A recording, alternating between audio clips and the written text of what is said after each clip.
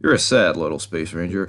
Cast your eyes back to 1995. It's Toy Story numero uno. Even though at this point it's not like they called it Toy Story 1, it was just Toy Story. We're introduced to Woody and the gang. But you know what?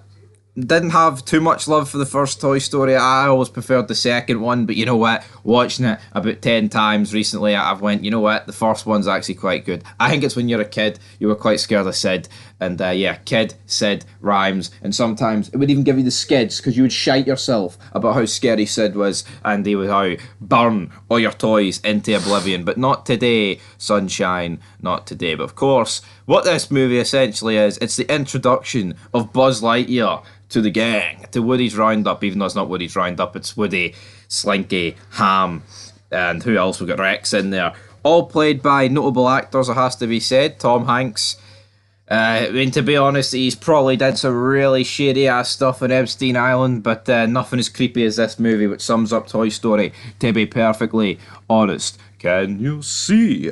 Big Buzz Lightyear to the rescue arrives, and what I like about the fact is here, they're all bricking it. Woody's the one that's saying it'll be alright, we'll welcome this new toy, but the roles quickly change because Woody realises that Buzz Lightyear is a direct replacement for himself, and instead of trying to welcome this guy to the family, no, he wants this guy at the family. It's quite that simple for Tim Allen. Then we basically get montages of Buzz Lightyear replacing Woody. We've got spaceship posters on the wall instead of cowboys. I mean, if we're being honest, I think cowboys is such like an outdated gimmick. It makes sense for Andy to appreciate fucking spaceships more than cowboys.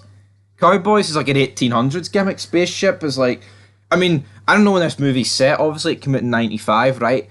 But with them going to the moon in the 60s and the race for all that stuff, I just think by this time period, a spaceship's much more interesting. Now, even though Buzz is wired, it looks like he's on like crystal meth and he thinks he's actually in space. You're a sad little Space Ranger. All that good stuff. But Woody, he comes up with a plan. Andy's going to Pizza Planet.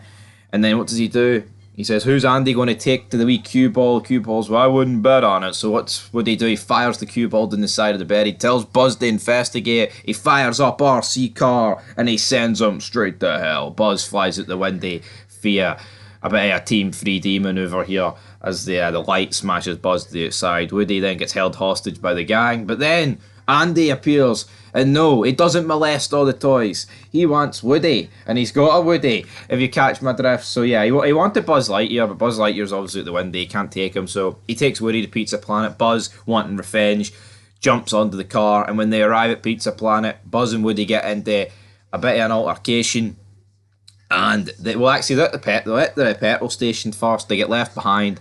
Woody gets run over, right? He almost gets run over by a truck. But why was he faking to be in like toy mode underneath a truck? No one's going to see him. I think Woody got suicidal about the fact that Buzz replaced him because there was no fucking need for Woody to do this, right? I'll let you know. Not on a month of Sundays was there need for this, right? But anyway, he nearly died. Moving on. They get to Pizza Planet. He tells Buzz that there's a spaceship on the pizza delivery truck, so Buzz is all in. And then a pretty underrated scene where Buzz is like, yeah, you have to strap in safety module 101. And then Woody's like, no such thing. Woody gets in the back, and what does he do? He gets a toolkit, a toolbox rammed straight up his arse. It's pretty much what happens in the back of this truck. And then, yeah, he sits up with a cup on his head, and they're all like, oh, brilliant. That's the story we're after. That's the real McCoy. And, yeah. What happens? Sid manages to win them in the toy game featuring you saved our lives. We are eternally grateful. Those people, those guys. So yeah, they end up at Sid's house. The green guy ends up getting killed by his dog Scud. Who calls their dog Scud, by the way? I need to know. Sid and his family. Absolute moonbeams, sadly. But yeah, Buzz Lightyear and Woody, they're trapped in Sid's house to meet all the weird toys, which creeped me out as a kid. That's why I just didn't like this movie. I thought Sid's...